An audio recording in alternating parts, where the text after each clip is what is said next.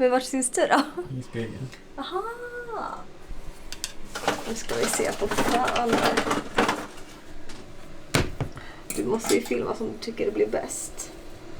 The beginning of the, vad heter det, decay liksom. Beginning of the decay. Cutting bangs so you will regret it for the next year when that it will take to grow it out. Snedlugg eller ska jag ha helt rakt? Vi testar sned först.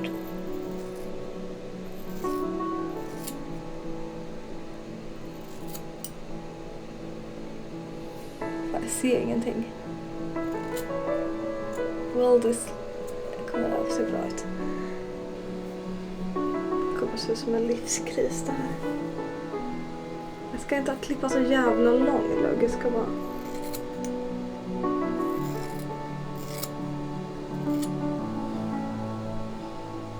lite mer kort liksom.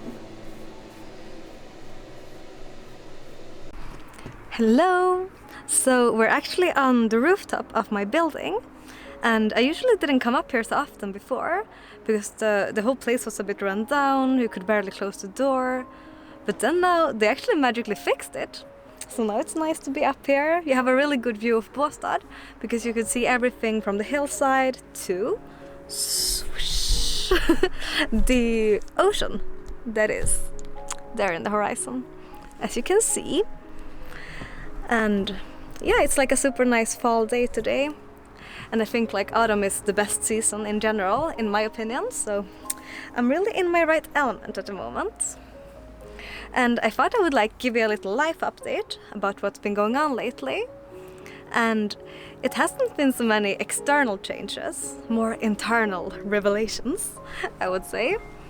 Because when I got back from Sundsvall in the end of August, I was working on the weekends at this restaurant in the exhibition hall, and it was like 3 days a week, so it wasn't crazy.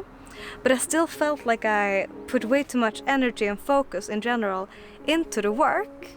And I'm not saying that you shouldn't do like a good job if you have an employment, of course you should, but somehow I just like kind of lost focus on my creative practices, on my routines, and I think it was because I kind of lost motivation a bit, because I didn't feel like I took my dreams and my goals seriously by prioritizing work so much.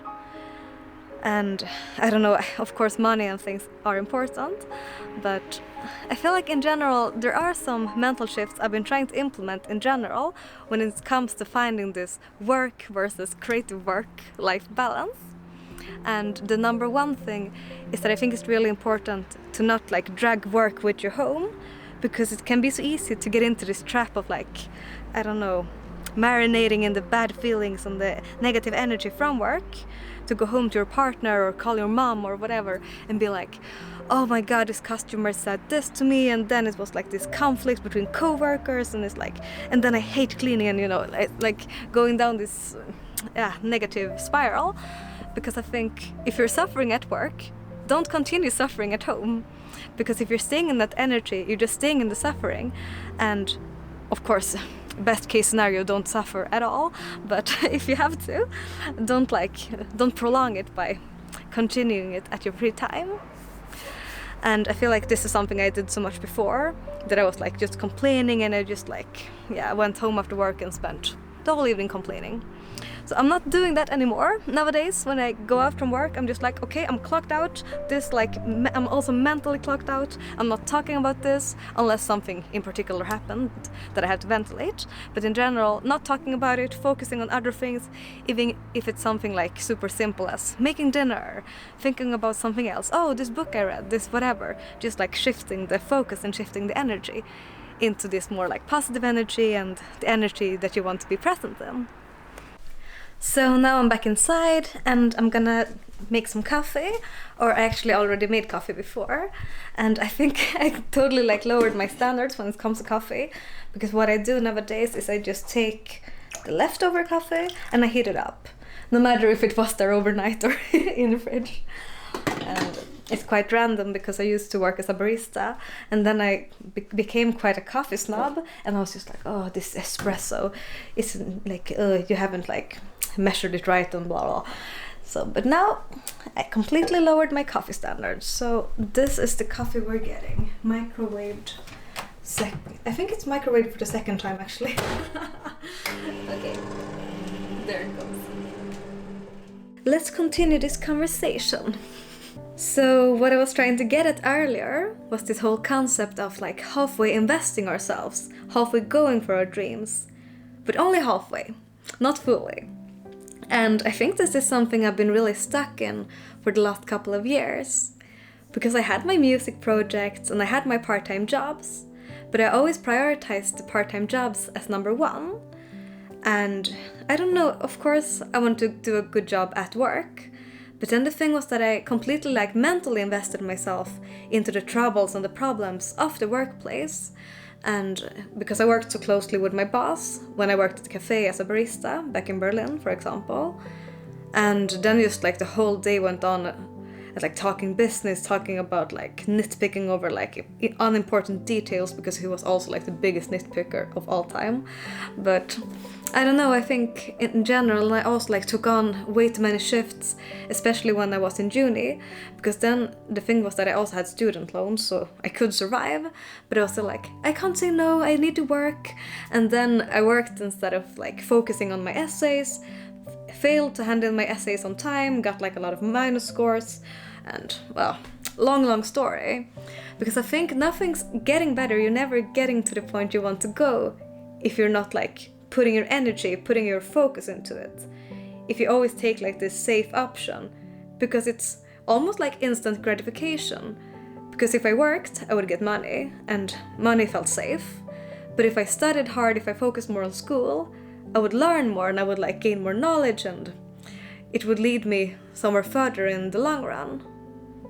And also this thing now with like either taking more time to actually finish my songs and like working on my musical practice and actually building like my dream music career, it's actually worth it rather than making more money and just like working and being way too invested there.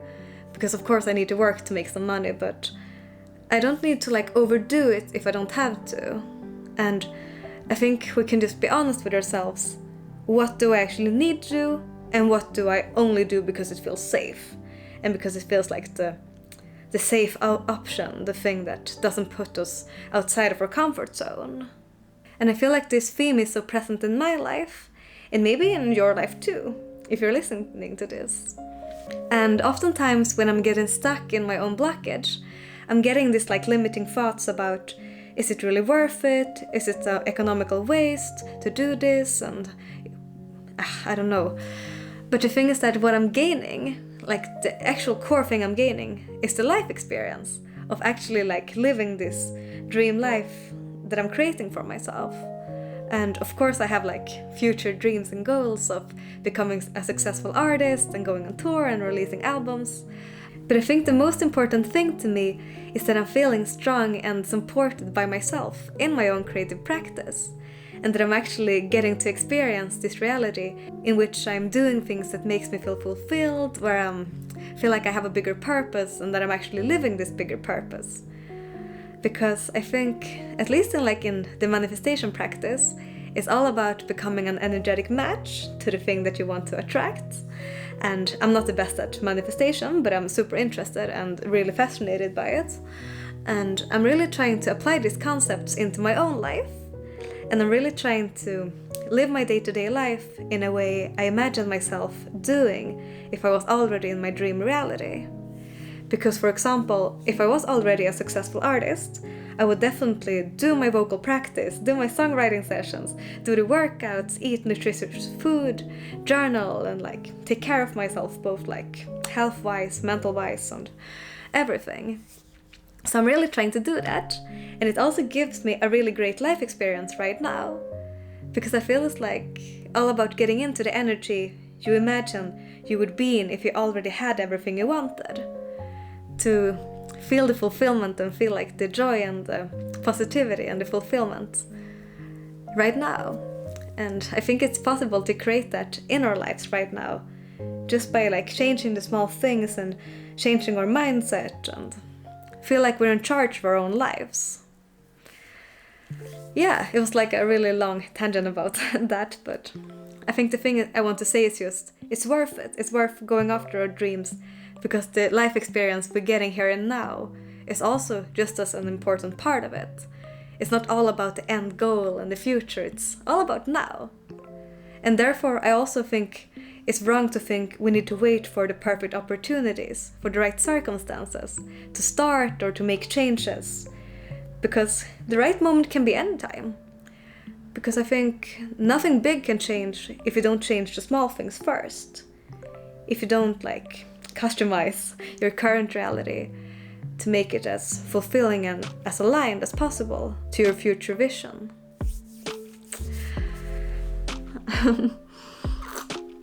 But it's been super fun to hang out and to chat a little bit about this. Also tell me what you think, if you have some thoughts about this and some dreams or whatever. It would be fun to chat. Let me know. Well, until next time, goodbye.